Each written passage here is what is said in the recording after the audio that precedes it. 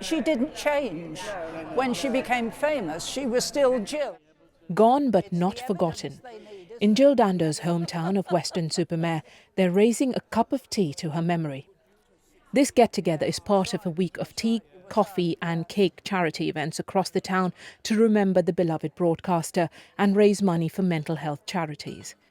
At the Jill Dando Centre in her former school, they marked the day with her favourite coffee and walnut cake. So it's just really something positive for the children to do, to get involved with a way of remembering Jill. And I think if Jill had been around, she'd have been absolutely chuffed. Olivia was the first reporter from the project. We featured her on Points West 5 years ago. Schools in Somerset, like Worle Community School, which was Jill's old school, have set up news centres in her name to get teens involved in journalism. It's all positive news that we put out. Jill really was the smiling face of Britain, and I think the fact that in her memory that we produce positive news, it's just an amazing thing to be a part of. News from the BBC. There's one story this morning. When she was murdered in 1999, Jill Dando was a household name, one of the most recognisable faces on British television. It was a death that shocked the nation and a crime that remains unsolved.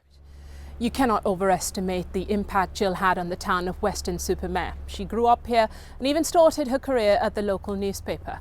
Then there's this sensory garden at Grove Park, named in her honour, full of colours and plants that were special to her. Where's Jill? Yeah, it's there, look.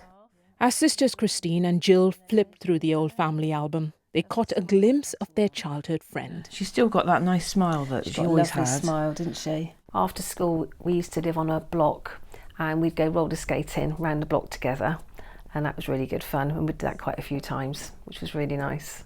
If ever she saw me, she always knew what I'd been doing and took an interest in it, and she was the same Jill that she always was, really. It may be a quarter of a century since Jill's death, but the impact she had on the lives of so many will never be forgotten in the town she called home. Audrey Diaz, BBC Points West, Weston-super-Mare.